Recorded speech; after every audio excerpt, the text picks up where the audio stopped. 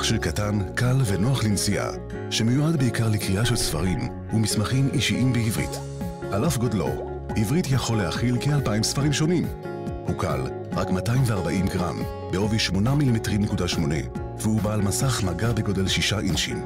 שימוש בטכנולוגיית הדיו האלקטרוני מאפשרת לקרוא בו בחדות ובבהירות, ללא ריצוד וללא תאורה אחורית, ממש כמו בספר רגיל. עם עברית תוכלו לקרוא בכל מקום, בבית, בנסיעה או בחוף הים. מסך מגע לדפדוף קל ונוח וממשק ידידותי למשתמש יוצרים חוויית קריאה חדשה ומהנה. כתיבת הערות, חיפוש מילים בטקסט הספר וסימון בסימניה הם רק חלק מהפונקציות שבהן תוכלו להשתמש. לעברית גם רמקול מובנה וחיבור לאוזניות.